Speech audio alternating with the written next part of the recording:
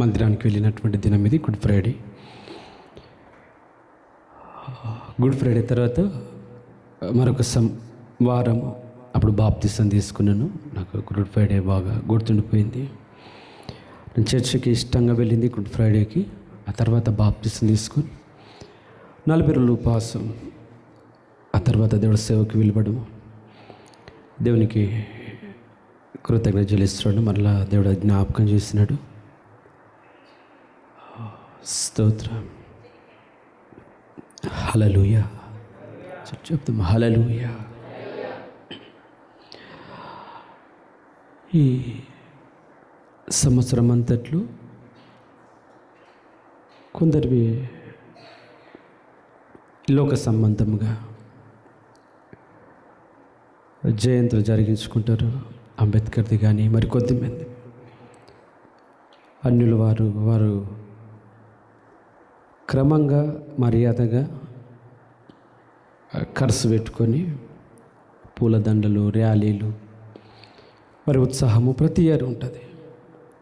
మరి గుడ్ ఫ్రైడేకు పోయిన ఇయర్ అనుకుంటాను టైంకి రాలేదని చెప్పి కనీసం బాధ్యత లేకుండా, గౌరవం లేకుండా ముందే రావచ్చు, ముందే వచ్చి కాసేపు దేవుడు చేసిన మేలు జ్ఞాపకం చేసుకొని మంచిగా ప్రేయర్ చేసుకోవచ్చు. ఇవి ఎప్పుడు మరి అర్థమవుతాయి ఈ విషయాలు.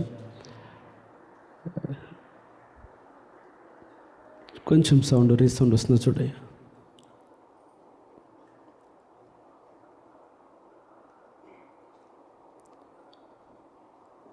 స్తోత్రం. టైం దాటాలి. ఎప్పుడు ఇంకా వాళ్ళ 2 గంటలకు ప్రేయర్ అయితే 2 దాటాలి. ఈ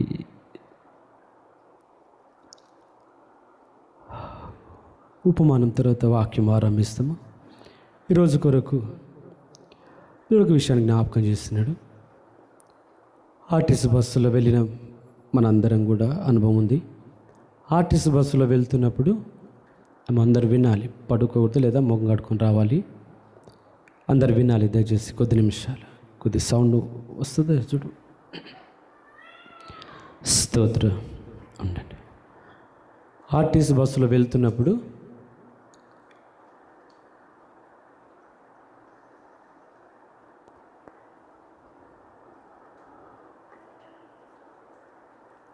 ఒకవైపు 2 సీట్లు ఉంటే ఇంకొక వైపు 3 సీట్లు ఉంటాయి. దాదాపు 60 మంది సీటింగ్ ఉంటుంది ఆర్టీసీ బస్సుకి. 60 మంది కూర్చోవచ్చు. కొద్దిసార్లు పరిస్థితులను బట్టి నిలబడి కూడా వెళ్తారు. వెళ్ళే వాళ్ళు, సీట్లో కూర్చున్న వాళ్ళు కొందరు ఫోన్లు చూస్తే మరి మంది పడుకుంటారు. వారు వెళ్ళవలసిన గమ్యానికి టికెట్ తీసుకొని వారు శ్రద్ధ నిలిపారు. శ్రద్ధ నిలిపేదంతా కూడా డ్రైవరే. ఆయన కొనుగుబాటు లేకుండా ఉండాలి. ఎక్కడ స్టాప్ వస్తే అక్కడ ఆపాలి. బాధ్యత అంతా ఆయనది. టికెట్ తీసుకున్న తర్వాత వాళ్ళు పడుకుంటారు. కొద్దిమంది ఫోన్లు చూస్తారు. మరి కొద్దిమంది నిలబడి కూడా రాళ్ళు పట్టుకొని నిద్రపోయే వాళ్ళు ఉన్నారు. పట్టుకోయా దగ్గర తీసుకో. నేనైతే హైదరాబాదు చాలాసార్లు వెళ్ళైతే పాటలు వింటాను, లేదా మెసేజ్ వింటాను, బైబిల్ కూడా చదువుకున్నాను. బండి వెళ్తున్నప్పుడు పూర్తిగా అవగాహన, గురిగమ్యం అంతా కూడా డ్రైవర్దే. అక్కడ అందరూ డ్రైవర్ ఏ శ్రద్ధతో అయితే ఉన్నాడో అదే శ్రద్ధతో ఉండే అవసరం లేదు. పడుకోవచ్చు. పడుకున్న వారి గమ్యం వస్తుంది. వారు లేచున్న వారి గమ్యం వస్తుంది. వారి స్టాప్ వస్తుంది, అక్కడ దిగి వెళ్ళిపోతారు. ఇది ఆర్టీసీ బస్సును బట్టి నేర్చుకోవాల్సిన విషయం ఏంటంటే, వారు పడుకున్న వారి స్టాప్ వస్తుంది, వారు లేచున్న వారి బస్ స్టాండ్ వస్తుంది, అక్కడ దిగి వెళ్ళిపోవచ్చు.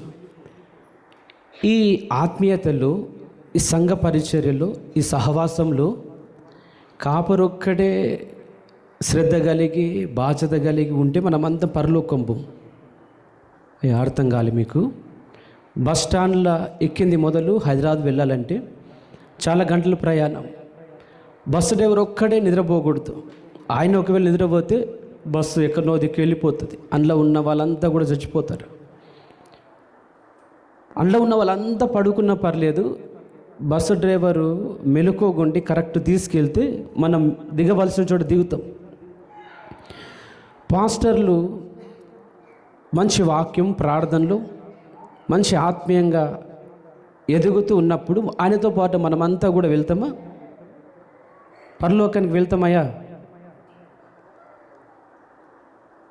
ఇక్కడ కాపరి క్రమంగా దేవుని దగ్గర గడిపిన ఎంత ముఖ్యమో ప్రతి ఒక్కరూ దేవుని దగ్గర గడపడం అంత ముఖ్యమే.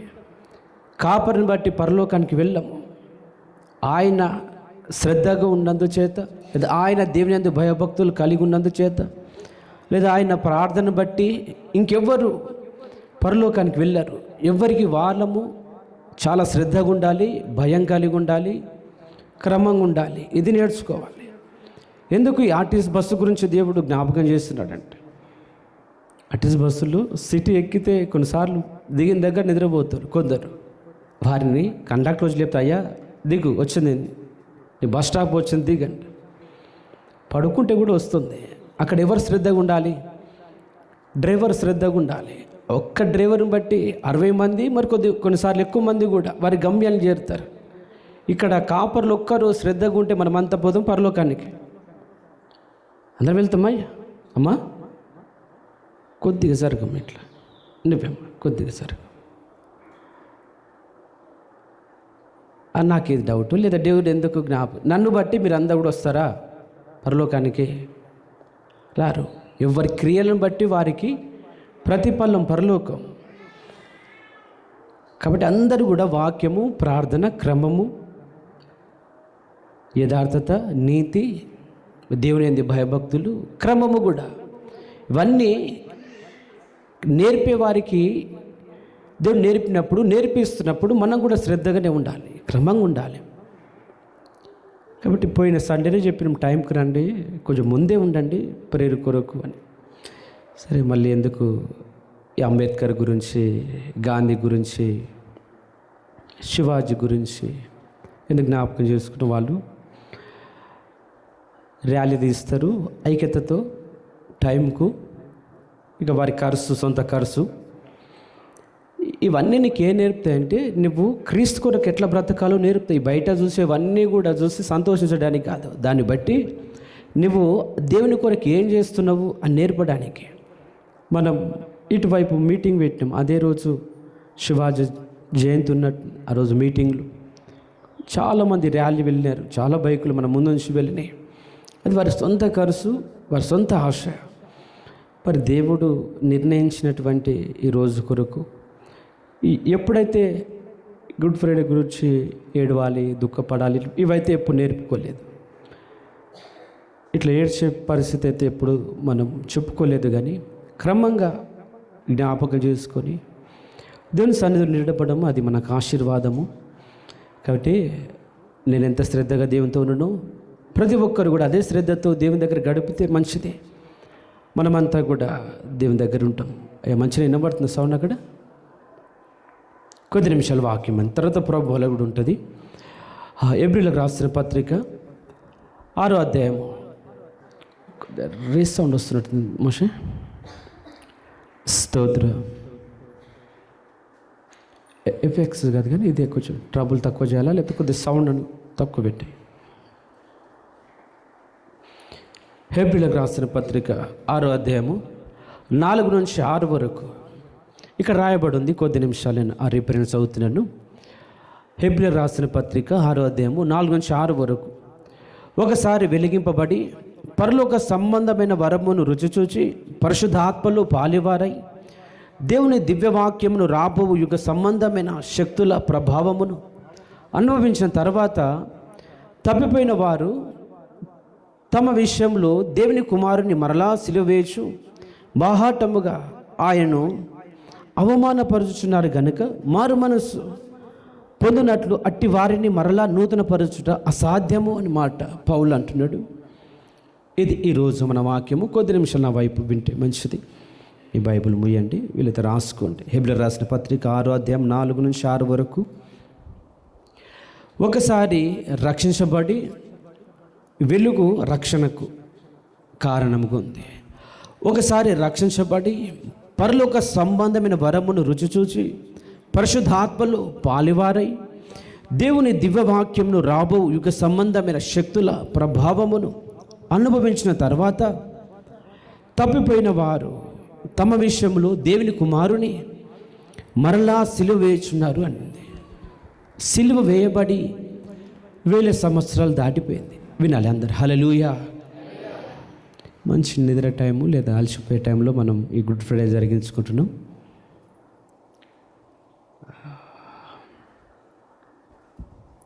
స్తోత్ర.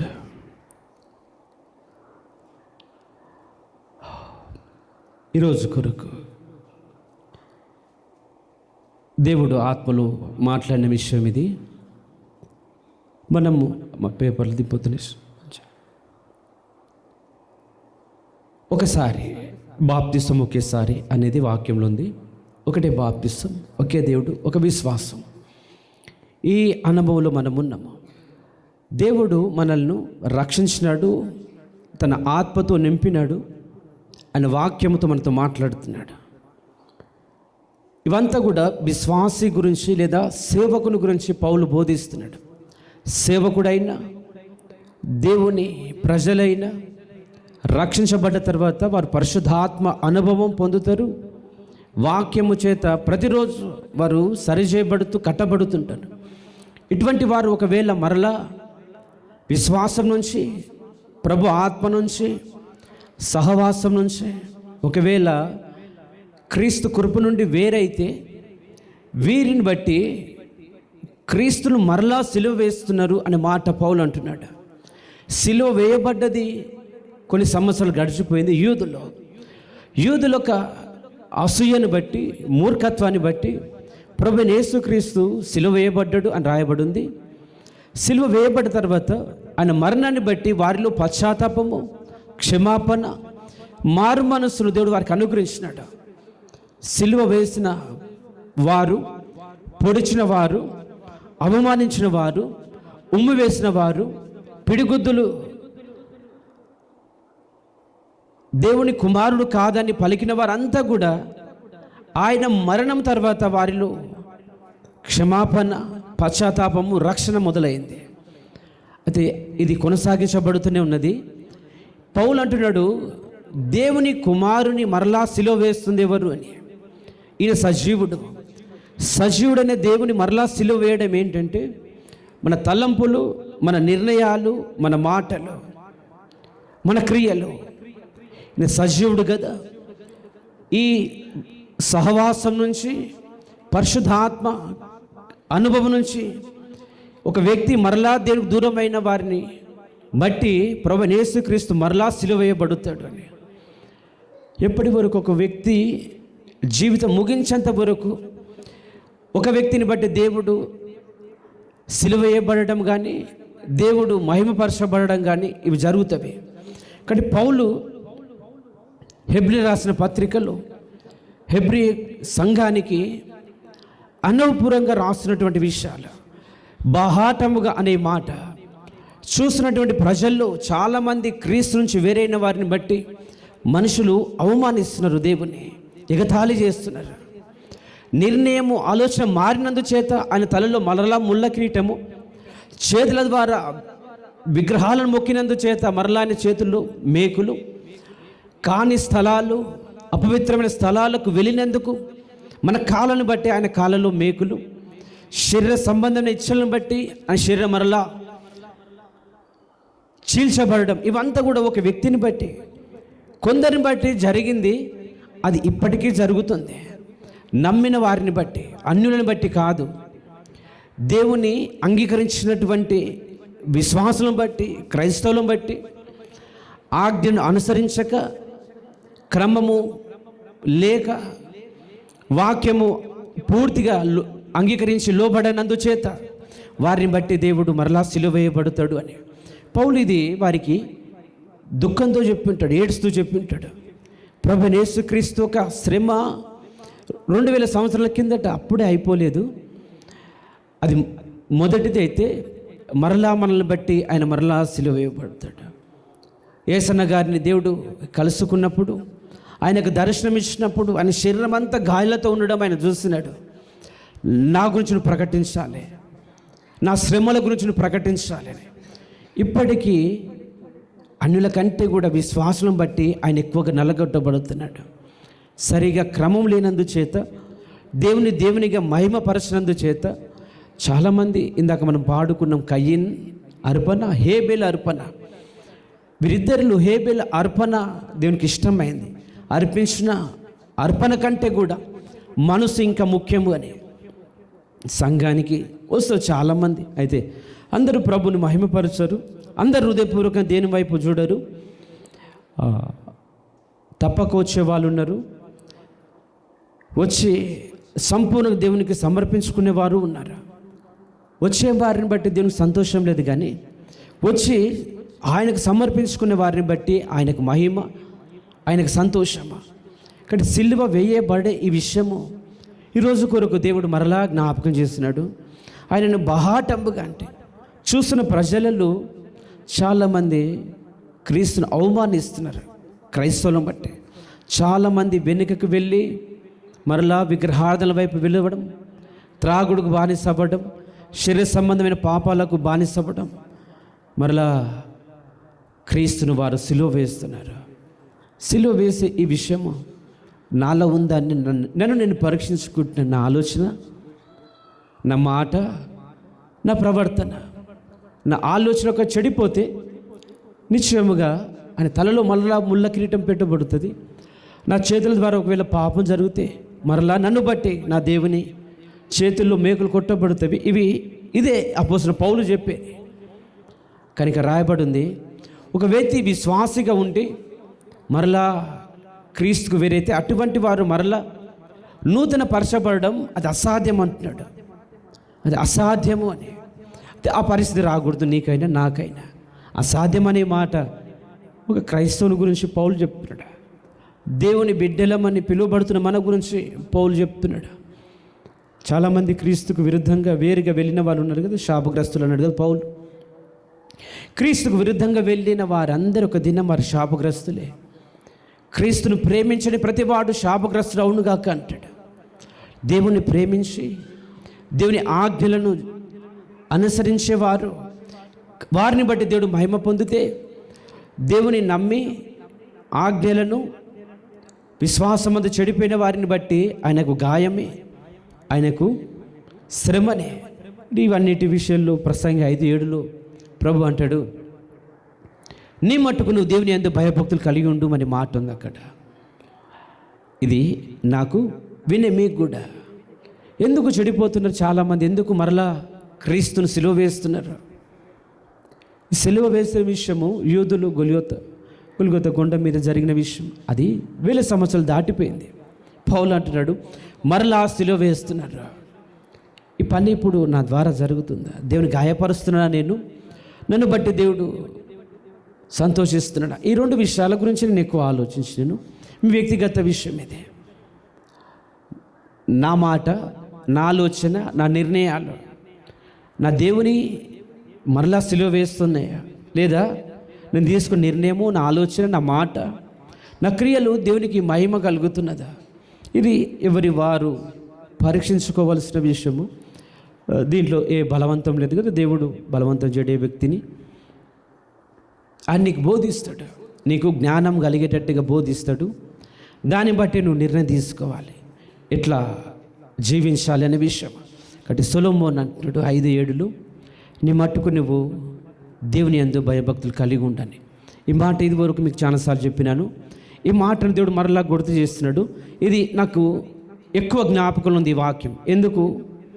ఒకరోజు ఆల్ నైట్ ప్రేయర్లో ప్రార్థనకు ముందే 10 నిమిషాల ముందు వెళ్ళినాను. ఆల్ నైట్ ప్రేయర్ అనేది రౌండ్గా ఉండేవి చర్చికి వెళ్ళినప్పుడు నాకంటే సీనియర్లు, నాకంటే 5-6 సంవత్సరాలు 10 సంవత్సరాలు ఉన్నవాళ్ళు పాటలు పాడుతున్నప్పుడు ఒకరితో ఒకరు మాట్లాడుకోవడం, ఇంకొద్దిమంది కాలు జాపుకోవడం, ఇంకొద్దిమంది అటువైపు తిరిగి కూర్చోవడం.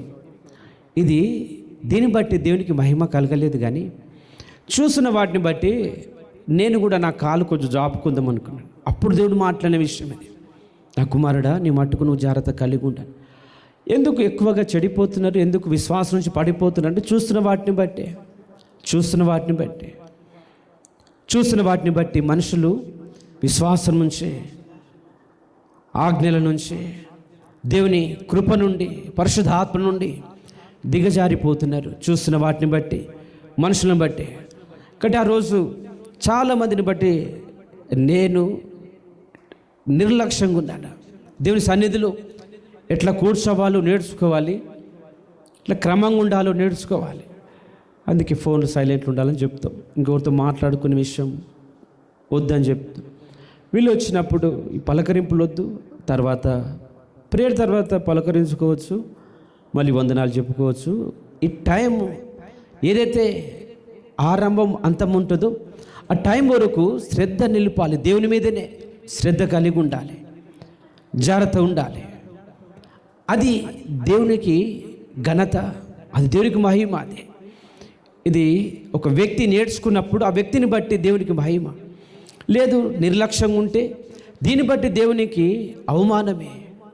బహాటముగా ఈ విషయాలన్నీ కూడా క్రమంగా నేర్చుకోవడానికి నువ్వు ఇష్టపడితే పరిశుద్ధ ఆత్మదేవుడు నీతో మాట్లాడుతాడు, ఆయన నీకు బోధిస్తాడు, ఆయన నీకు నేర్పిస్తాడు. పడుకునే విషయం కూడా చాలా మార్లు చెప్పినాడు. నీకు కొంచెం నిద్ర వచ్చేట అనిపించినా వెళ్ళి మంచి ముఖం కట్టుకొని రావాలి. ఇది ఇంకొకరు చెప్తే అవమానం అవుతుంది. నిద్ర వస్తున్న విషయం తెలుస్తుంది ఎవరికి వాళ్ళకు. అయ్యా అప్పుడు సిగ్గుపడకుండా లేచి ముఖం కట్టుకొని వచ్చి మంచిగా కూర్చుంటే వినేది వాక్యం వింటున్నప్పుడు నువ్వు బలహీనుడవైతే అది నీ దేవునికి అవమానమే. వినకుండా ఆపేది అపవాది అయితే నువ్వు దానికే లోబడితే నువ్వు వచ్చింది ఎందుకు దేవుని సన్నిధికి? అది చాలాసేపు మాట్లాడుతా నేను. మీరందరూ శ్రద్ధగా వినాలి. నీ మట్టుకు నువ్వు నీ మాటలు సేవకుడు ఉన్నాడు, దేవుని ప్రజలు ఉన్నారు. హల్లెలూయా. ఉందా రిఫరెన్స్ అది మీ దాంట్లో? 5:7 ఉందమ్మా. ప్రసంగి 5:7 నీ మట్టుకు నువ్వు దేవుని యందు భయభక్తులు కలిగి ఉండుము అనే మాట. ఎందుకు భయం కలిగి ఉండాలి? దేవుని రాకడ వస్తున్నది. ఈ బస్ స్టాపు కొన్నిసార్లు కొందరు నిద్రమత్తులో ఉండి దిగవలసిన చోట దిగకుండా ఇంకా చాలా దూరం దింపుతారు. అక్కడికి వెళ్ళినాక వాళ్ళకి శ్రమ అవుతుంది. ఇట్లా మీకు ఏమైనా జరిగిందా?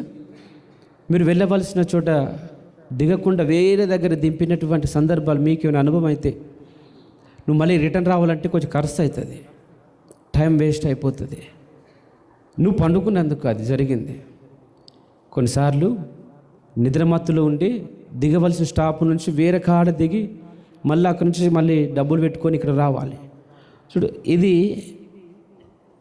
శ్రమ అని నువ్వు అనుకుంటే నీ మట్టుకు నువ్వు దేవుని యందు భయభక్తులు కలిగి ఉండడము ఇది మేలు. నీకు ఆజ్ఞలు, విశ్వాసములు, పరిశుద్ధతను కాపాడుకునే విషయంలో భయము, భక్తి. భయం ఉండాలి, భక్తి కూడా ఉండాలని ప్రభు అంటున్నాడు. భయం ఉండదు, భయం లేకపోతే భక్తి కూడా ఉండదు. అంతే కదా. కోడి ముందా గుడ్డు ముందంటే ఏం చెప్తారు? వాదాలు ఉన్నాయి కదా, దీని మీద చాలా ఎక్కువ గొడవలు కూడా అయినాయి. భక్తి ఉండాలి అని చెప్తామా? భయంతో తర్వాతనే భక్తి వస్తుంది కదా. భయం ఉంటే భక్తి. కాబట్టి దేవుని యందు భయము, భక్తి అనే మాట రెండు స్పష్టంగా ఉన్నాయి. భయపడితేనే భక్తి అనేది దేవునికి అనుగ్రహిస్తాడు. ఆ భయం నీలో ఉంటుంది. భక్తి విషయంలో కూడా శ్రద్ధ నిలుపుతావు. కాబట్టి నీ మట్టుకు నువ్వు అనే మాటలు ఇది ఎవరికి వర్తిస్తుంది? సంఘం నడిపించే వ్యక్తికే. బస్సు నడిపే డ్రైవర్కి అందరు చెప్తారయ్యా జాగ్రత్త నిద్రపోకని. చిన్న వీడియో చూసినాను. చాలా లాంగ్ వెళ్ళేవారు, 300, 400, 500 కిలోమీటర్లు వెళ్ళేటటువంటి వారు ఇద్దరు డ్రైవర్ ఉంటారు. ఒక వ్యక్తి ఒక పోలీసు బస్సును ఆపి ఆయన దింపి నైట్ 2 అవుతుంది దింపి వాటర్ ఇచ్చి కడుక్కోమని చెప్పినాడు. అది దిగిన తర్వాత ఇంకో డ్రైవర్ ఉండని అని అడుగుతున్నాడు. ఒక డ్రైవర్ అయితే బస్సు ఆగిపోతుంది, ఇద్దరు డ్రైవర్లు అయితే బస్సు మూవ్ అవుతుంది. పోలీసు వాళ్ళు చెక్ చేస్తున్నారు, ఒక డ్రైవర్ ఉన్నారా, ఇద్దరు ఉన్నారండి. చాలా లాంగ్ వెళ్తున్నప్పుడు ఇద్దరు డ్రైవర్స్ ఉండాలి. ఈ భూమి మీద వెళ్ళే ప్రయాణానికి ఎంత శ్రద్ధ. తల్లిదండ్రులు పిల్లలు చెప్తారు నాయన జాగ్రత్త అని. దేవుడు అంటున్నాడు, నువ్వు భయం కలిగి ఉండు, అప్పుడు విశ్వాసం నుంచి తొలగిపో. నిన్ను బట్టి దేవుడు మరలా సిలువ వేయబడ్డాడు. ఈ వాక్యం నమ్ముతావో లేదో నాకు తెలియదు. పౌలు చెప్పే వాక్యం అదే.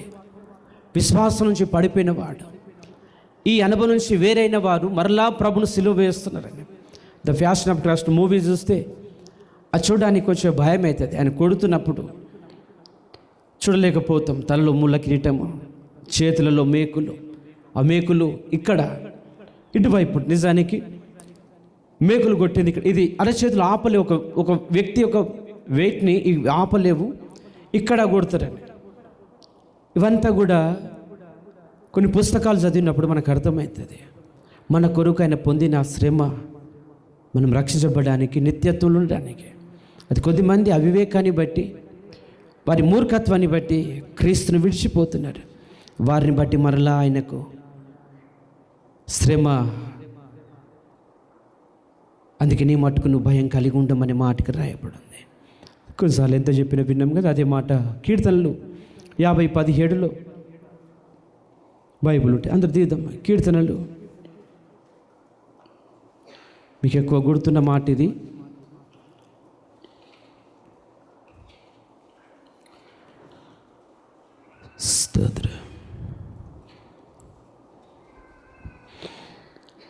కీర్తనలు 50:17 దిద్దుబాటు నీకు అసహ్యం కదా అనే మాట ఉంది. అక్కడ దిద్దుబాటు అనే మాట చాలాసార్లు మాట్లాడుకున్న కషాయం అని కూడా అనుకున్నాం. అదే దిద్దుబాటు అనేది కషాయం లాంటిది. మనిషికి చేదు ఎవరు తాగుతారు, ఎవరు తాగరు. దిద్దుబాటు అనేది దేవుడే నిన్ను ప్రేమించి దిద్దుతున్నప్పుడు కూడా మనిషికి అది అసహ్యమే. వింటున్నారు అందరూ, ఇటువైపు వినండి. మీరు ఎంత శ్రద్ధ నిలిపితే అంత మంచిది. వాక్యం వింటున్నప్పుడు ఈ ఎందుకు వచ్చింది అన్నట్టు కాక, వాక్యము విని దాని ప్రకారం ఉంటే మనకు మేలు. ఇక్కడ రాయబడి ఉంది 17లో, దిద్దుబాటు నీకు అసహ్యం కదా, నువ్వు నా మాటలను నీ వెనుకకు త్రోసివేసేదవు అనే మాట ఉంది. ఇదే జరుగుతుంది. ఇది జరగకపోతే దేవునికి వందనాలని చెప్పు. దిద్దుబాటు నీకు అసహ్యము, నా మాటలన్నీ కూడా నువ్వు వెనుకకి వేసుకుంటున్నావు అని. అప్పుడు ఆయన మాటలను బట్టి నీకు ఏ మేలు ఉండదు, ఏ ఆశీర్వాదం ఉండదు. వెనుకకి వేసుకుని హృదయంలో ఉండాలి ఆయన వాక్యం. ఇక్కడ హృదయంలోనే ఉందా, వెనుక కన్నా ఉందయా?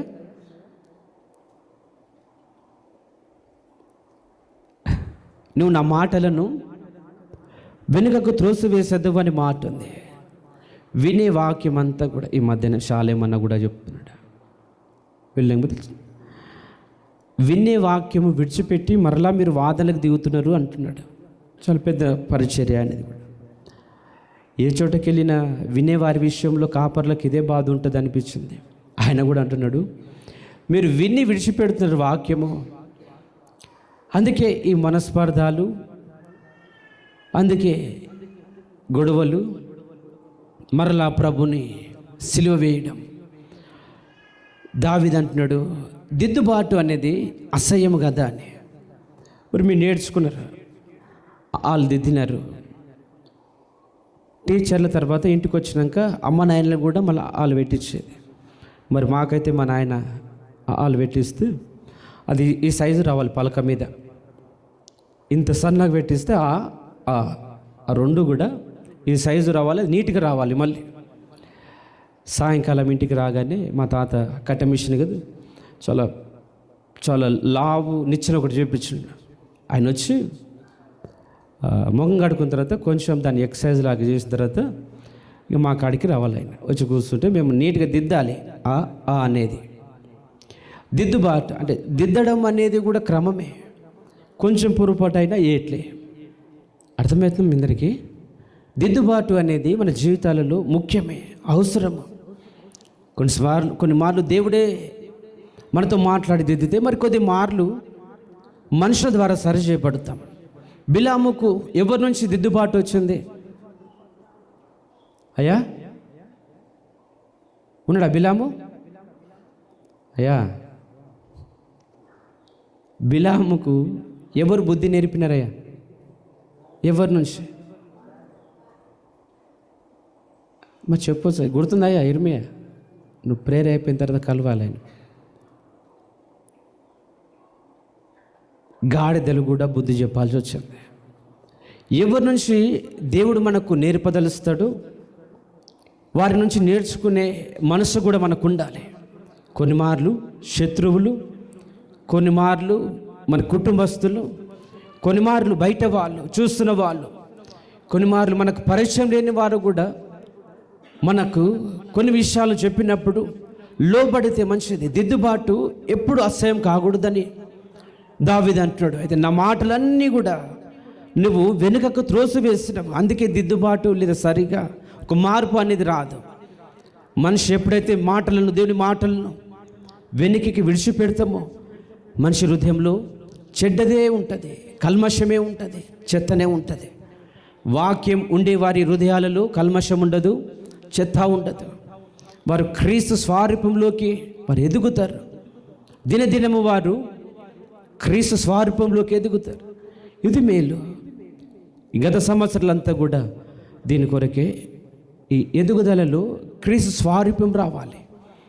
సంవత్సరాలు గడుస్తున్న కొలది, మన ఆయుష్ పెరుగుతున్న కొలది క్రీస్తు కొరకు ఏం చేస్తున్నాం అనేదే చాలా ముఖ్యం. ఆయన స్వరూపంలోకి వస్తున్నామా లేదనే విషయమే చివరిది. ఇక్కడ దిద్దుబాటు నీకు అసహ్యము. చదువుతాను అదే మాటల్లో 20వ వచనంలో నేను చదువుతున్నాను. నీవు కూర్చుండి నీ సహోదరి మీద కొండెములు చెప్పుచున్నావు, నీ తల్లి కుమారుని మీద అపనిందలు మోపుచున్నావు. ఇట్టి పనులు చేసినను నేను మౌననై ఉంటిని, అందుకు నేను కేవలం నీ వంటి వాడవని నువ్వు అనుకుంటివి అనే మాట ఉంది. కొందరి జీవితాలలో వెంటనే శ్రమ దేవుడు అనుమతించాడు. ఓకే, ఇవి అయిపోయిందాం. నోరు చెడిపోయింది, చూస్తున్న వారికి అనిపిస్తుంది నోరు పడిపోతే బాగుండని. దేవుడు ఎందుకు ఏం చేస్తలేడు? నోరు చెడ్డగా మాట్లాడుతున్నప్పుడు నోటి మాటను బట్టి కొందరికి వచ్చే ఆలోచన, ఈ నోరు పడిపోతే బాగుండని. కొందరు క్రియలు చెడ్డవైతున్నప్పుడు కొందరు అనుకుంటాము కాలు నడవకుండా ఉంటే మేలు అని. ఇక్కడ ప్రభు అంటున్నాడు, నువ్వు కూర్చొని ఉండి నీ సహోదరి మీద కొండెములు చెప్పుచున్నావు, నీ తల్లి కుమారుని మీద అపనిందలు వేస్తున్నావు అని. ఇవి ఎక్కువగా ప్రతి ఒక్కరిని చూస్తాము. అవును, మనం ఉన్నప్పుడు మరొకరి గురించి మాట్లాడుకునే విషయాలు న్యాయమైనవిగా ఉంటే అది మంచిది. ఒకరి క్షేమం కోరి మాట్లాడుకుంటే మంచిది. అది ఇక్కడ రాయబడి ఉంది, ఇది చెడ్డది అని. ఆ కింది వచ్చిన అయితే నీ కన్నుల ఎదుట ఈ సంగతులు నేను వరుసగా ఉంచి గద్దించేదను అనే మాట ఉంది. ఇవన్నీ చేస్తున్నప్పుడు దేవుని ఉగ్రత, దేవుని కోపం మనిషి మీద రానందు చేత మనిషి గర్విష్ఠ అయిపోతున్నాడు. నువ్వు ఒక వ్యక్తిని దూషించినా నీకే శ్రమ కలుగుతలేదు, నువ్వు ఒక వ్యక్తిని విమర్శించినా నీకే నష్టం కలుగుతలేదు. కాబట్టి దేవుడు నీ వంటి వాడని నువ్వు అనుకుంటివా అనే మాట ఉంది అక్కడ. అందుకే మొదటి వచనం గుర్తుంచుకో, నువ్వు దేవుని యందు భయభక్తులు కలిగి ఉండు. ఇవన్నీ వరుసగా ఉంచుతానే మాట ఏంటంటే, నీ ప్రతి మాట, నీ ఆలోచన, నీ క్రియలను అన్నీ కూడా దేవుడు వరుసగా ఉంచుతాడు నీ కనుల ఎదుట. అప్పుడు అది తప్పించుకోవు కదా నువ్వు. నీ విషయాలు నీకు దేవుడు స్పష్టంగా బయలుపరిచినప్పుడు మనిషి దగ్గర అయితే ఒకవేళ అబద్ధం ఆడతామేమో, కానీ దేవుని దృష్టిలో ప్రతిదీ కూడా రికార్డింగ్ అయి ఉంటుంది అని. మరుగైనది ఏది లేదు దేవునికి, అన్నీ కూడా స్పష్టంగా ఆయన కనబడుతున్నవి. ఒకరోజు దేవుడు నీ ప్రతి పరిస్థితిని, ఆలోచనని, నోటి మాటలన్నీ కూడా నీ ముందు ఉంచి వరుసగా నేను గద్దించేదను. 22లో రాయబడి, దేవుని మరచువారలారా దీన్ని యోచించుకొని లేని ఎడాలని మిమ్మల్ని చీల్చివేయుదును, తప్పించేవాడెవడు లేకపోవును అనే మాట ఉంది. దేవుని మరచువారలారా దీన్ని యోచించండి. దేవుని మర్చిపోయే పరిస్థితి ఏంటి? ఈ లోకంలో కనబడుతున్నవి శరీరాశ, నేత్రాశ, జీవబుడంబం. దీన్ని బట్టే విశ్వాస భ్రష్టులు అవుతున్న చాలామంది. చెప్పిన కదా కొన్ని మార్లు ఆరోగ్యాన్ని బట్టి కూడా దేవుని దగ్గర ఎంత ప్రార్థించినా కొందరికి ఎందుకో స్వస్థత రాదు, వారికి నెమ్మది కలగదు, ఆరోగ్యం రాదు. దానికి కారణము వారే వారే అడగాలి దేవుని దగ్గర, వారే ఏడవాలి. అది చివరి వారి ఆలోచన ఏముంటుందంటే, ఇక్కడికి వచ్చినందుచేత కూడా నాకు ఏం కాలేదు కాబట్టి ఇంకొక విగ్రహాల వైపు, మంత్రగాల వైపు, తాయితల వైపు వెళ్తారు. దీన్ని తెలుసుకుంటారు, బాప్తీసం కూడా తీసుకుంటారు. అయినా కూడా వారి సమస్య తీరనందుచేత మరలా విగ్రహాల వైపు వెళ్ళడము. మరణం అయితే తప్పదు కదా, ప్రతి మనిషి జీవితంలో మరణం తథ్యము. అయితే ఈ విశ్వాసం నుంచి తప్పినందుచేత ఒకరోజు వారికి నిత్య నరకము, వేదన. దేవుడు అంటున్నాడు, దేవుని మరచువారలారా అనే మాట. దీన్ని యోచించుకోనండి. దేవుడు న్యాయవంతుడు, దేవుడు న్యాయవంతుడు. ఎందుకు క్రీస్తు నుంచి వేరైతున్నావు అనే మాట కొందరిని అడిగినప్పుడు వారు కోపగించుకొని అరిచి వీలైతే కొట్టేంత పని కొద్ది మందిలో కనబడుతుంది. కొద్ది మనుషులు ఇవి చూస్తున్న మూర్ఖత్వం. మనమైతే క్రీస్తుని వెంబడిద్దాము. మన జీవితంలో మేలు జరిగినా జరగకపోయినా ఈయన న్యాయవంతుడు, ఈయన నమ్మదగిన దేవుడు. నీ జీవితంలో నీ ఆశీర్వాదానికి కారణం నువ్వే, నీ శ్రమకు కారణం నువ్వే. ఈ విషయాలు జ్ఞాపకం ఉంచుకో. 51వ అధ్యాయంలో దావీదు అంటాడు, దేవా నీ కృప చొప్పున నన్ను కరుణింపుము, నీ వాత్సల్య బాహుల్యము చొప్పున నా అతిక్రమమును తుడిచివేయుము. నా దోషము పోవునట్లు నన్ను బాగుగా కడుము, నా పాపము పోవునట్లు నన్ను పవిత్రపరుషము. నా అతిక్రమములు నాకు తెలిసే ఉన్నవి, నా పాపములు ఎల్లప్పుడూ నా ఎదుటనున్నవి అని. ఇది దావీదు మనకు నేర్పే విషయం. నా అతిక్రమములు నాకు తెలిసే ఉన్నవి అని. తెలిసి ఉంటవి కానీ ఒప్పుకోము, విడిచిపెట్టమా. మళ్ళీ చెప్పాలి, హల్లెలూయా. దావీదు అంటాడు, నా అతిక్రమములు నాకు తెలిసే ఉన్నవి అని. తెలిసే ఉంటాయి, అందరి బలహీనతలు అందరికి తెలుసు. కానీ మొదట చెప్పినాక దిద్దుబాటు అసహ్యమని దిద్దుకోము, సరి చేసుకోము. కేవో ఆలోచనలు నా హృదయంలో కూడా ఉంచుతున్నాడు దేవుడి మాట్లాడడానికి. కొందరి సరిచేసే విషయము అది ఎప్పటికీ వీలు కాదు అనిపిస్తుంది. దేవునికైనా మనుషులకైనా కాపర్లకైనా కొందరు సరి చేయాలని తలంపే సరికాదనిపిస్తుంది. దావీదు అంటున్నాడు, నీ కృప చొప్పున కరుణింపు అంటాడు. దావీదు దేవునికి విరుద్ధంగా ఉన్న పొరపాట్లన్నీ దావీదు తెలుసు. ఆ విషయాన్ని బట్టి ఏడుస్తున్నాడు. విశ్వాస భ్రష్టులైన వారు భ్రష్టతలో ఉండి చనిపోవడానికి ఇష్టపడతారు, కానీ తప్పని చెప్పి ఏడువరు దేవుని దగ్గర. అందుకే వారిని బట్టి దేవునికి మరలా దేవుని కుమారునికి సిలువ వేయబడుతున్నది బహాటముగానే. కొందరిని సంతోషపెట్టడానికి తాగవలసి వస్తుంది కొన్నిసార్లు. కొందరిని సంతోషపెట్టడానికి విగ్రహాన్ని మొక్కాల్సి వస్తుంది. కొందరిని సంతోషపెట్టడానికి చెడ్డ మాటలు మాట్లాడాల్సి వస్తుంది. ఒకరిని సంతోషపెట్టడానికి. ఈ లోక సంబంధి మనుషుల గురించి చెప్తున్నాను నేను. అయితే మనం పరిపూర్ణంగా దేవుని స్వాధీనంలో ఉండాలి. దేవుడు మాత్రమే మన గురిగమ్యమై ఉండాలి. ఆయన మాత్రమే మనం సంతోషపెట్టాలి. మనుషులు ఈరోజు ఉండి రేపు కనబడరు. వారిని లక్ష్య పెట్టకు. వారు ఎంతటి వారైనను వారిని లక్ష్య పెట్టకు. ఈ మ్యాథ్యూస్ అన్న కృప మినిస్ట్రీ అన్న సాక్ష్యం చెప్తున్నాడు.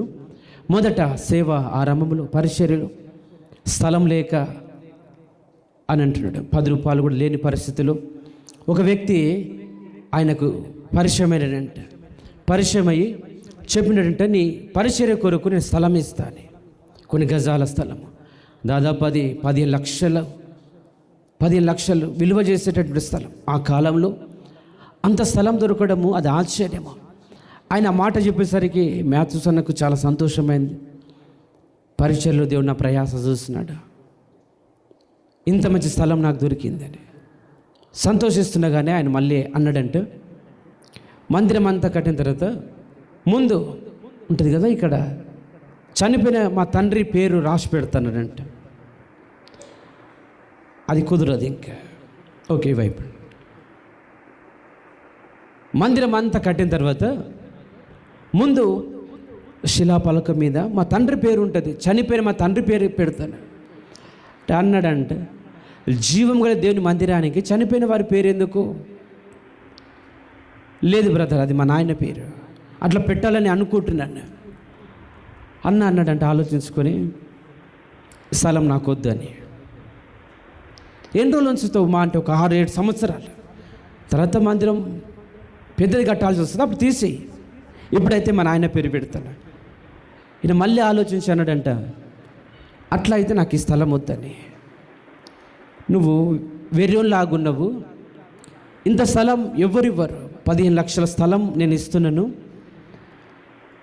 అంటే ఆయన మళ్ళీ ఆలోచించి, జీవం గల దేవుని మందిరానికి చనిపోయిన వ్యక్తి పేరు ముందుండడం తప్పు అన్నాడంట. ఇది నాకు వద్దని తిట్టినాడంట. ఆయన తిట్టి పంపించినాడంటే. ఆ తర్వాత దేవుడు ఇప్పుడు దీవించిన కృపా మినిస్ట్రీ, అప్పుడు అది వదులుకున్నందుకు, అప్పుడు అది వద్దనుకున్నందుకు దేవుడు ఈ గొప్ప పరిచర్య ఇచ్చినాడు, ఈ స్థలాన్ని దేవుడు ఇచ్చినాడు, ఇంతగా దీవించినాడని అని సాక్ష్యం ఇప్పుడున్న పరిచర్య గురించి చెప్తున్నాడు. దేవుని కొరకు కొన్ని వదులుకున్నప్పుడు అంతకంటే నూతనమైనవి, స్థిరమైనవి, శాశ్వతమైనవి దేవుడు మనకిస్తాడు. ఆ సమయంలో 15 లక్షల విలువ చేసే స్థలం ఒక వ్యక్తి ఇస్తున్నాడంటే ఏముంది, మందిరం ముందే కదా, అది తర్వాత తీసేస్తాం కదా అనుకొని ఉంటే ఆ పరిచయం అంతటితోనే ఉండిపోయేదేమో. దాన్ని వదులుకున్నందుకు ఇప్పుడు గొప్ప పరిచర్య దేవుడు మ్యాథ్స్ అన్నకి ఇచ్చినాడు. మనకు మంచి నిర్ణయాలు, మంచి ఆలోచనలు దేవుడు ఇవ్వకపోతే చెడిపోతాం. కాబట్టి చోట దావీదు అంటాడు, దేవా నీ కృపచోట నన్ను కరుణింపుము, నీ వాత్సల్య బాహుల్యం చొప్పున అతిక్రమములను తుడిచివేయము అంట. ఒక మనిషిలో ఈ పశ్చాత్తాపం రావాలి. ఈ ఆలోచన మొదలైనప్పుడు నూతన పరచబడుతాడు మనిషి. దేవుని వాక్యం హృదయంలో ఉంటుంది, దేవుని ఆత్మ హృదయాంతరం గురించి మాట్లాడుతుంది. మంచిగా దేవుడు ఆ వ్యక్తిని వాడుకుంటాడు. 2వ వచనం రాయబడి, నా దోషము నా పోవునట్లు నన్ను బాగుగా కడుగు, నా పాపం పోవునట్లు నన్ను పవిత్రపరచుము, నా అతిక్రమం నాకు తెలిసే ఉన్నవి, నా పాపములు ఎల్లప్పుడూ నా ఎదుటనున్నవి. 4వ వచనం రాయబడింది, నీకు కేవలం నీకే విరుద్ధంగా నేను పాపం చేసి ఉన్నాను, నీ దృష్టి ఎదుట నేను చెడుతనం చేసి ఉన్నాను. ఇది దావీదు ప్రార్థన. కేవలము ఒక వ్యక్తిని గాయపరచడము దేవుని గాయపరిచినట్టే, ఒక వ్యక్తిని అవమానించడము దేవుని అవమానించినట్టే. ఇక్కడ దావీదు అంటాడు, కేవలం నీకు విరుద్ధంగా నేను పాపం చేసిన. ఇక్కడ పగ తీర్చుకుంటాం కదా, పగలు ప్రతీకారాలు ఉంటాయి కదా భూమి మీద. ఒక్కొక్కరిని బలహీనపరిచి, ఒక్కొక్కరిని అనగద్రొక్కి, ఇంకొకరు ఎదిగే విషయం వాళ్ళు అనుకుంటారు ఇది జయించమని. దావీదు అంటాడు, నేను నీకు విరుద్ధంగా పాపం చేస్తున్నాను, నన్ను క్షమించు. ఇది మంచి విషయాలు. ఇవి మీకు ఎంత అర్థమైతే నాకు తెలియదు. మనము ఒక వ్యక్తిపై పగ తీర్చుకుంటున్నప్పుడు అది దేవునికి విరుద్ధంగా చేస్తుంది. దావీదు దేవునికి విరుద్ధంగా పాపం చేయలేదు, కానీ బత్షెబ గురించి ఊరియాను చంపినాడు. అది శరీరమైనటువంటి పొరపాటు, కానీ దేవుడు తన హృదయం తెరిచినందుకు అర్థమైంది, నేను నీకు విరుద్ధంగా చేసినాను, నిన్ను గాయపరిచినాను, నేను దుఃఖపెట్టినాను, క్షమించు. ఇటువంటివి మనలో చాలా ఉన్నవి. నువ్వు అడిగితే దేవుడు బయలుపరుస్తాడు, నువ్వు ఏడిస్తే దానికి విడుదల ఉంటుంది. అందుకే ఆరాధనకు ముందు రావాలి, ఆయన సన్నిధిలో మౌనంగా కనిపెట్టి ప్రార్థించినప్పుడు, ఆ మౌనముగా నువ్వు దేవుని దగ్గర అడుగుతున్నప్పుడు ఆయన నీకు సమీపంగా వస్తాడు, ఆయన నీతో మాట్లాడతాడు. నీ పొరపాట్లు నీకు తెలిసినవి నువ్వు ఒప్పుకుంటున్నప్పుడు నీకు తెలియని వాటిని దేవుడిని ముందు ఉంచుతాడు. తెలిసినవి ఒప్పుకోనప్పుడు తెలియని వాటి గురించి నీకు బయలుపరచాడు. అవునమ్మా, వెళ్ళయ్యా, ముఖం కట్టుకుంటాను అయ్యా, చెప్పిన కదా మంచి టైంలో ఉన్నాం. హల్లెలూయా. తెలిసినవి ఒప్పుకున్నప్పుడు తెలియని వాటిని దేవుడు బయలుపరుస్తాడు. తెలిసినవి నువ్వు ఒప్పుకున్నప్పుడు తెలియనివిగానే ఉంటాయి, అవి నీ జ్ఞాపకంలో కూడా ఉంటావు. అవి ఒకరోజు నీకు శాపంగానే అవుతుంది. తెలిసిన ప్రతి పొరపాటు యథార్థంగా ఒప్పుకో. అందుకే 17 వచనం, దిద్దుబాటు నీకు అసహ్యము. దేవుని దగ్గర నీ పొరపాట్లు ఒప్పుకున్నప్పుడు నీకు, నీ కుటుంబానికి కూడా అది ఆశీర్వాదము, అది మేలు. ఈ 10వ వచనంలో 51 10వ వచనంలో, దేవా నా యందు శుద్ధాహృదయం కలగజేయము, నా అంతరంగంలో స్థిరమైన మనస్సు నూతనంగా పుట్టించుము అని. ఇది దావీదు ప్రార్థన. ఇది దావీదు దేవుని దగ్గర ఇట్లా ఏడుస్తున్నాడు, దేవా నా యందు శుద్ధ హృదయం దయచేయి. హృదయం చెడిపోయింది దావీది. ఊరియాను చంపడానికి ఆయన ఒక ప్లాన్ కలిగి ఉన్నాడు, ఒక ఆలోచన. తన దగ్గర ఉన్నటువంటి ఒక వ్యక్తికి ఉత్తరం రాసి ఊరియాతోనే పంపినాడు. యుద్ధాలు ఎక్కడ బలంగా జరుగుతాయో, యుద్ధంలో ఒక వ్యక్తి చేరినప్పుడు ఎక్కడ చనిపోతారో ఈ ఊరియాను అక్కడ ఉంచాలి అని దావీదు ఒక ఉత్తరం రాస్తాడు. ఆ ఉత్తరము ఊరియా తీసి చదవడు. దావీదును ఊరియా అంత ప్రేమించినాడు. దావీదు అన్నాడు ఊరియాను, అయ్యా ఈ రాత్రి నువ్వు ఇంటికి వెళ్ళి సంతోషంగా ఉండంటే మందసం గురించి దావీదు గురించి ఊరియా ఆలోచించినాడు. నువ్వు ఇక్కడ ఉంటే, మందసం ఇక్కడ ఉంటే నీ ఇంటికి వెళ్ళి సంతోషంగా ఎట్లుంటాను. అందుకే ఆ రాజభవనం ముందు పడుకుంటాడు. ఆ విషయం కూడా దావీదుకు ఎందుకు అర్థం కాలేదు. నమ్మకస్తునిగా ఉన్నాడు ఊరియా, నమ్మకమైన వ్యక్తిగా ఉన్నాడు. ఆ వ్యక్తిని చంపాలన్న ఆలోచన దావీదుకి ఎందుకు కలిగిందో, ఆ రాసిన ఉత్తరంలో కూడా యుద్ధము బలముగా జరిగే చోట ఊరియా నుంచి అతను చనిపోవాలి. ఇది అందుకే హృదయం చెడిపోయింది. అందుకే దావీదు అంటున్నాడు, దేవా శుద్ధ హృదయము మరలా నా కలగచేయి. నా అంతరంగములు అనే మాట, అంతరంగములు స్థిరమైన మనస్సు నాకు నూతనంగా పుట్టించు. తప్పండి, చేసిన ఈ పొరపాటు విషయము దావీదుకు పశ్చాత్తాపం కలిగింది. కొందరి జీవితాల్లో పశ్చాత్తాపం అని ఎప్పుడు చూడము. కొందరి దినదిన జీవితంలో జరిగే పొరపాట్ల విషయంలో పశ్చాత్తాపం ఎప్పుడు కలగదు. దావీదు చేసిన పొరపాటు ప్రవక్త వచ్చి చెప్పిన తర్వాత ఏడ్చినాడు, దుఃఖపడినాడు. నాతను ప్రవక్తనయ్యా దావీదుకు చెప్పినప్పుడు దావీదు గర్వించలేదు, ప్రవక్త మీద తిరుగుబాటు చేయలేదు. దావీదు దేవుని హృదయానుసారే, దావీదుతో కూడా దేవుడు మాట్లాడతాడు. కానీ ప్రవక్త వచ్చి చెప్పినప్పుడు ప్రవక్త మాట విన్నాడు దావీదు. దిద్దుబాటు అనేది కొన్నిసార్లు ఎప్పుడు ఎవరి నుంచో మనం మెరుగము. చిన్న పిల్లలు కూడా కొన్నిసార్లు మనకు చెప్తారు, సరైన నిర్ణయాలు ఇస్తారు. పిల్లలు కూడా, మన పిల్లలు, మన కడుపులో పుట్టిన పిల్లలు కూడా కొన్నిసార్లు మనకు సరైన నిర్ణయాలు చెప్పినప్పుడు వినాల్సిందే. అప్పుడు వయసు అడ్డు వస్తుంది. కానీ దేవుడు కొన్ని మార్లు కొందరి నుంచి మనకు మంచి విషయాలు, సూచనలు ఇస్తాడు. నువ్వు వినగలిగితే, లోబడగలిగితే అది అప్పుడు మనకు మేలవుతుంది. ఇక్కడ దావీదు తన తప్పు ఎరిగున్నాడు. ఇందాక చదివిన ఈ వాక్యంలో 3వ వచనంలో, నా అతిక్రమం నాకు తెలుస్తున్నవి, తెలుసున్న వాటిని బట్టి ఏడుస్తూ ఉన్నాడు. కేవలం నీకు విరుద్ధంగా నేను తప్పు చేస్తున్నట్టు. ఈ మంచి మాట, ఇది మంచి ప్రార్థన జీవితం. ఇది దావీది కేవలం నీకు విరుద్ధంగానే, నువ్వు ఎవరికి విరుద్ధంగా మాట్లాడినా అదంతా దేవుని గాయపరిచినట్టే. శరీరంలో అనేక అవయవాలు ఎట్లాగున్నాయో, ఒక్కొక్కరు క్రీస్తులో ఒక్కొక్క అవయవమై ఉన్నాము. ఒక అవయవం చెడిపోవాలి, ఒక అవయవం లేకుండా పోవాలని నిర్ణయించే ప్రతి ఆలోచన శరీరానికి నష్టమే. అది కానీ ఒక వ్యక్తిని నాశనం కోరుకోవడము, ఒక వ్యక్తి లేకుండా ఉండాలని కోరుకోవడము దేవుని దృష్టిలో పాపమే. అది కాబట్టి ఈ విషయాలన్నీ జ్ఞాపకులు ఉంచుకో. దావీదు ఎందుకు ఏడుస్తున్నాడు? దేవా అని మంచిగా పిలుస్తున్నాడు కదా. తండ్రి అనే మాట ఇప్పుడు మనం వాడుతున్నాం. తండ్రి అని పిలిచే అవకాశం దేవుడు ఇచ్చినాడు. ఆ కింది విషయం రాయబడింది, నీ సన్నిధిలో నుండి నన్ను త్రోసివేయకుము అని.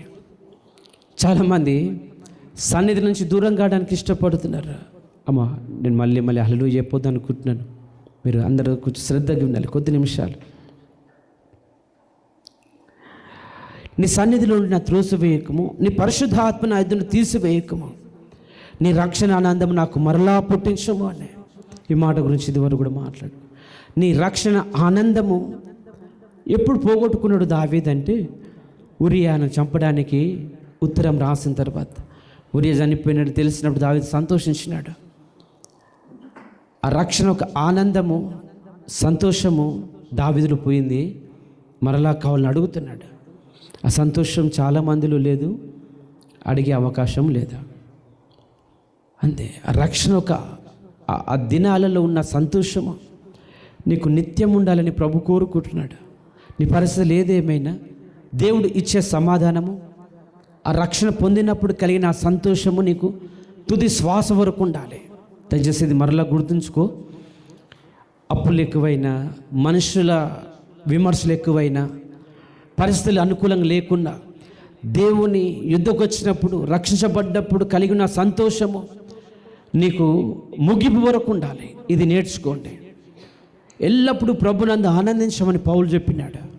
ఈ మాట జ్ఞాపకులు ఉంచుకో. పరిస్థితులు ఎప్పుడు ఒకేలాగుండవు. ఇప్పుడు ఎండాకాలం చల్లదనం కొరకు ఆశపడతాం, చలికాలము ఎండ కొరకు ఆలోచిస్తాం. పరిస్థితులను బట్టి మన నిర్ణయాలు, మన ఆలోచనలు. అయితే దేవుడు నీకు ఇచ్చిన ఆ మొదటి ఆ రక్షణ ఒక ఆనందము ముగింపు వరకు ఉండాలి. మనుషులు ఎప్పుడు ఒకేలాగుండరు, పరిస్థితులు ఎప్పుడు ఒకేలాగుండవు. అవన్నీ నీకు పాఠాలు నేర్పుతావి. ఆ పాఠాల్లో నువ్వు పరిపక్వం చెందుతావు. అప్పుడు ఒక మంచి అనుభవం కలిగిన వ్యక్తిగా మారుతావు. పెద్దవాళ్ళను పంచాయతీలకు పిలుస్తారు, పిల్లలు ఉండరు అక్కడ, యవ్వనస్తులు ఉండరు. నా సర్జరీ తర్వాత డబ్బుల కొరకు పిలిచినప్పుడు అంతా బ్రదర్స్ వెళ్ళినారు. వీళ్ళు పిల్లలు వచ్చిందయ్యా మాట్లాడనీకి అన్నారు. పిల్లలు కాదు, పెద్దోళ్ళు రావాలి. అక్కడ తగిలిన వ్యక్తికి డబ్బులు ఇవ్వాలంటే పెద్దోళ్ళు రావాలి. వాళ్ళు న్యాయంగా మాట్లాడతారు. నీకు ఎంత అనుభవం ఉన్నా, నీకు ఎంత జ్ఞానం ఉన్నా, నువ్వు ఎంత మంచిగా మాట్లాడే అనుభవం నీకున్నా, నీ వయసును బట్టి అక్కడ లెక్క ఉంటుంది. పిల్లలు వీళ్ళంతా వీళ్ళే మాట్లాడతారు అన్నారని వీళ్ళు చెప్పినారు. కాబట్టి అనుభవం అనేది శ్రమలను బట్టి వస్తుంది. శ్రమలను బట్టి అనుభవం ప్రభు నేర్పుతాడు. అందుకే నీ సన్నిధి నుంచి నన్ను త్రోసివేయకనే మాట ఉంది. నీ రక్షణ ఆనందం నాకు మరలా 12వ వచనంలో చూడు. సమ్మతి గల మనస్సు కలగజేసిన దృఢపరచుము అని మాట ఉంటుంది. సమ్మతి గల మనస్సు నీకు, ప్రతి సేవకుని కూడా దేవునితో సమ్మతించి నడిస్తే మంచిది. అమ్మా చెప్పు హల్లెలూయా. ఎన్నిసార్లు చెప్పాలో వాక్యం అయిపోయేంత వరకు ఇంక చాలా ఉన్నవే చెప్పేటివి. అందరు మంచిగా ఉన్నారా? హల్లెలూయా. గుడ్ ఫ్రైడే ఏడదాము మంచిగా. అబ్రహాం కేడి సార్ చెప్పిన మాట ఒకటి ఎప్పుడు గుర్తుంటుంది అండి. అంటే ఈరోజు గుడ్ ఫ్రైడే కొత్తగా ఏం చేయమంటారు ఆయన. ప్రతిరోజు గుర్తుంటుంది, ప్రతిరోజు గుర్తుపెట్టుకొని బ్రతుకుతున్నాం అని. సరే, ఇది ఈ 16 సంవత్సరాలు మనం నేర్పుకున్నది. గుడ్ ఫ్రైడే మెసేజ్, బర్త్డేకు పిల్లల మెసేజ్లు, వివాహం జరుగుతున్నప్పుడు వివాహ మెసేజ్లు. ఇవి మొదటి నుంచి దేవుడు మనకి ఇవ్వలేదు. అప్పటికప్పుడు ఏ ప్రత్యక్షత, ఏ వాక్కు దేవుడు ఇస్తే అది. ఒక బ్రదర్ చర్చ్లో పెళ్ళి అయినప్పుడు విజయన్ పాస్టర్ గారు, మా పాస్టర్ గారు చెప్పిన మాట ఏంటి, అయ్యా ఇక నుంచి పెళ్ళిళ్ళు జరిగినప్పుడు వివాహం గురించి మనం వాక్యం అందించొద్దు అన్నాడు. దేవుడు ఎందుకు విషయాలు నాకు బయలుపరుస్తున్నాయా అంటే, వివాహము గురించి ఇదివరకు మెసేజ్ చెప్పినాడు, ఇక ముందు చెప్పను, మీరు కూడా అట్లాగే సిద్ధపడమన్నాడు. వివాహం గురించి మెసేజ్గా దేవుడు ఆ సమయానికి ఇచ్చే వాక్కు చెప్తాం. పెళ్ళి జరుగుతున్నప్పుడు క్రైస్తవులు అన్యులు కూడా వస్తారు, సువార్త ప్రకటించబడాలి. కాబట్టి దేవుడు ఇచ్చే వాక్కు కొరకు ఎదురు చూద్దామన్నాడు. అది నాకు చాలా సంతోషమైంది. అప్పటి వరకు నా నిర్ణయాలు కూడా అవే. ఎప్పుడు ఏ ప్రోగ్రాం జరిగితే ఆ ప్రోగ్రానికి ఆ రిఫరెన్స్లు తీసుకొని చెప్పడం అప్పటి నుంచి అలవాటు లేదు. ప్రార్థిస్తే దేవుడు ఏ వాక్ ఇస్తే ఆ వాక్కు. పాస్ గారు ఆ మాట తర్వాత నాకు ధైర్యం అనిపించింది. కాపరి తర్వాత అబ్రహాం కేడీసీ గారు కూడా గుడ్ ఫ్రైడేకు కొత్తగా ఏం చేసి ఉపవాసం ఉండి ఏడ్స్ ఇట్లాంటివి ఏం ఆర్భాటాలు చేయమనే మాట అని చెప్పిన మెసేజ్లో ఉంటుంది. ఈరోజు మంచి వాక్యం ఏందో వెళ్ళిపోదామంటాడు. సమ్మతి గల మనసు కొరకు అడుగుదాం. దేవుడు మాట్లాడుతున్నప్పుడు గాయపరచబడతాం. దేవుడు మనిషితో మాట్లాడుతున్నప్పుడు గాయపరచబడతాం. ఆ మాటలు మనకు అంగీకారంగా ఉండవు, సమ్మతించేటట్టు కూడా ఉండవు. అంతే. వాక్యము దేవుడు అని రాయబడి ఉంది. వాక్యం వింటున్నప్పుడు ఇది ఒక్కరి కొరకు కాదు, మనందరి కొరకు, వినేవారందరి కొరకు వాక్యం. కానీ వాక్యాన్ని శ్రద్ధగా వింటే మంచిది. కీర్తనలు చివరికి యాకోబు పత్రిక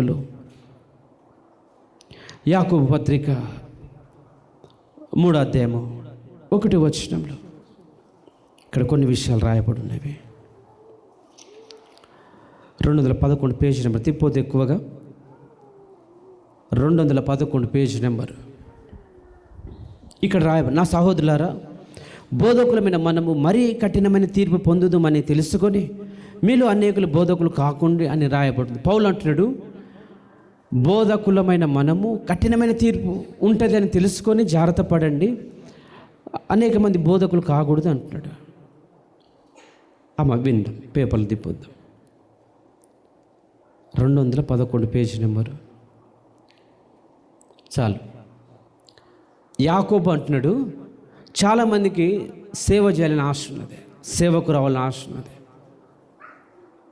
యాకోబు అంటున్నాడు, బోధకులమైన మనకు కఠినమైన శిక్ష ఉంటుంది. ఎప్పుడు విశ్వాసం నుంచి భ్రష్టమైతే, సరిగా దేవునికి వినకపోతే, సరిగా నేర్పుకోకపోతే, డబ్బుకు ఆశపడి, ఘనతకు ఆశపడి, మనుషుల మెప్పు కొరకు ఆశపడి, ఒకవేళ ఇట్లాగే బోధకులమని చెలామనైతే బోధకులమైన మనకు ఇంకెక్కువ కఠిన శిక్ష ఉంటుంది.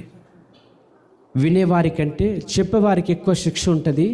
అందుకే అనేక మంది బోధకులు కాకొద్దు వద్దంటున్నాడు. ఇక్కడ పడవ గురించి రాయబడి, ఓడ గురించి తిప్పొద్దు పేపర్.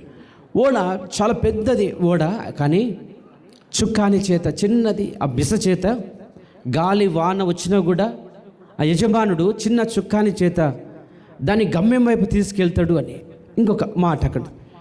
ఎందుకు ఈ మాట వాడినానంటే నాలుక గురించి.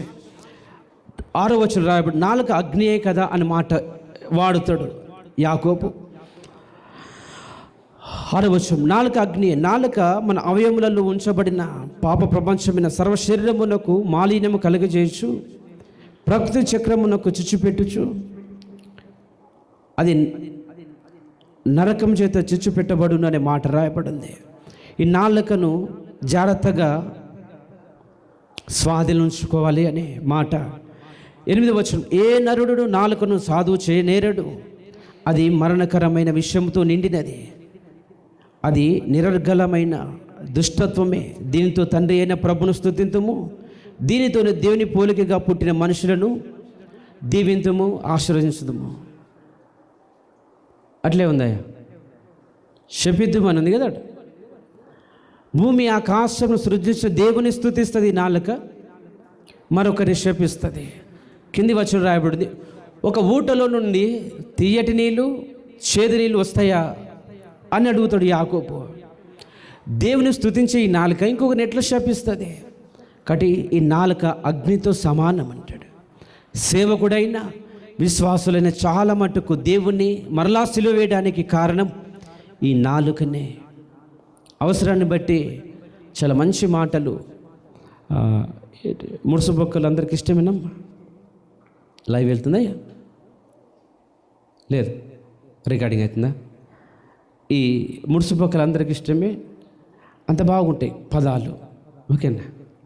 నోటి మాట గురించే యాకోబు రాస్తున్నాడు. దీన్ని బట్టి చాలామంది క్రీస్తును మరలా సిలువ వేస్తున్నారండి. ఈ నోటితోని దేవుని స్తుతిస్తున్నాము, ఈ నోటి ద్వారానే ఇంకొకరు శపిస్తున్నాము. ఇది ఎంతవరకు మేలు నీకైనా నాకైనా? ఈ విషయాలు జాగ్రత్త నువ్వు పరిశీలన చేసుకోమని. ఇంకొక చివరి రిఫరెన్సు 1 తిమోతి రాసిన పత్రిక 6 నుంచి 12 వరకు. తిమోతికి రాసిన పత్రికలో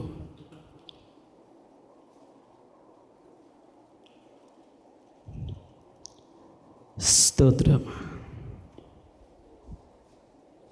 192 పేజ్ నెంబరు బైబిల్ ఉంటే లేదా రిఫరెన్స్ రాసుకోవచ్చును.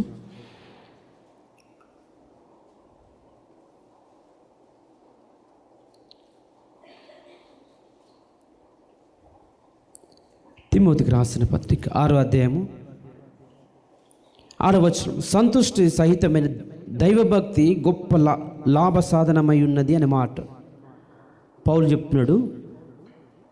సంతుష్టి సహితమైన దైవభక్తి అని ఉన్న దాంట్లో సంతోషంగా ఉండడము, ఇది మంచి అనుభవము.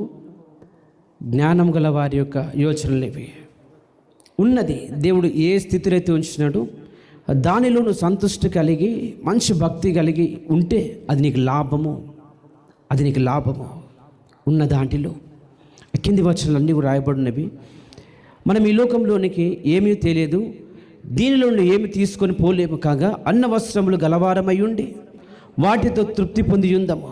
ధనవంతుల మగుటకు అపేక్షించేవారు శోధనలోను ఉరిలోను అవివేక యుక్తములను హానికరములైన అనేక దురాశల్లోనూ పడుదురు అని మాట రాయబడింది. ధనవంతులగుటకు మనిషికి ఎప్పుడైతే ఈ ఆలోచన మొదలవుతుందో ఆ మనిషికి అది ఉరి అని రాయబడింది. అట్టివి మనుషులను నష్టంలోనూ నాశనంలోనూ ముంచివేయును. ఎందుకనగా ధనాపేక్ష సమస్తమైన కీడులకు మూలము. కొందరు దాన్ని ఆశించి విశ్వాసమును తొలగిపోయి నానా బాధలతో తమ్మును తామే పొడుచుకొనిరి అని రాయ. చాలామంది క్రీస్తుకు వేరవడానికి కారణం ఇది. డబ్బు, హోదా, మంచి పేరు, ప్రతిష్ట. దీనిని బట్టి చాలామంది చెడిపోతున్నారు, భ్రష్టులు అవుతున్నారు. 11 వచనం రాయబడింది, దైవజనుడా అనే మాట రాయబడింది. మొదట దైవజనునికే పౌలు హెచ్చరించినాడు, దైవజనుడా నీవైతే వీటిని విసర్జించి నీతిని, భక్తిని, విశ్వాసమును, ప్రేమను, ఓర్పును, సాత్వికమును సంపాదించుకున్నట్టుకు ప్రయాసపడము. విశ్వాస సంబంధమైన మంచి పోరాటం పోరాడము. నిత్య జీవమును చేపట్టము. దాన్ని పొందుటకు నువ్వు పిలువబడి అనేక సాక్షుల ఎదుట మంచి ఒప్పుకుంటివి. కింది వచనాలన్నీ కూడా చదువుకు. సేవకులైన దేవుని ప్రజలైన చాలామంది క్రీస్తుకు వేరవడానికి, క్రీస్తు మళ్ళా సిలువ వేయడానికి కారణం డబ్బు, ఘనత, హోదాలు. దీన్ని బట్టి క్రీస్తు నుంచి వేరైపోతున్నారు. వారు మరలా క్రీస్తును సిలువ వేస్తున్నారు. త్రాగుడు, లోక సంబంధమైనటువంటి ఆశలను బట్టి ఇవన్నీ చాలా అనుకుంటున్నాను. ప్రభువులు ఉంది, ప్రభువులు తీసుకొచ్చి హల్లెలూయా. ఒకసారి రక్షించబడి పరలోక సంబంధించిన వరమును రుచి చూసి పరిశుద్ధ ఆత్మలో పాలివారై దేవుని దివ్య వాక్యమును రాబో యుగ సంబంధమైన శక్తుల ప్రభావం అనుభవించిన తర్వాత తప్పిపోయిన వారు తమ విషయంలో దేవుని కుమారుని మరలా సిలువ వేస్తున్నారు. ఈ మాట మీకు అర్థం కావాలి. తప్పిపోకుండా స్థిరంగా ఉండడానికి, క్రీస్తు మరలా సిలువ వేయకుండా ఉండడానికి దేవుని యందు భయము, భక్తి. భయం ఉండాలి. భక్తి అంటే వాక్యము, ప్రార్థన, సహవాసము. భయం అంటే నువ్వు ఏ చోటుకి వెళ్ళినా కూడా దేవుడు చూస్తున్నాడు, దేవుడు శిక్షిస్తాడని ఆలోచన నీకున్నప్పుడు పాపం చేయకుండా ఉంటావు. భక్తి అనేది ఇంకా ఆత్మీయంగా ఎదగడానికి నీకు దేవుడు సహాయం చేస్తాడు. కాబట్టి విషయాలు జ్ఞాపకులు ఉంచుకో. అందరం మోకరిద్దాము, కొద్ది నిమిషాలు సిద్ధపడదాము.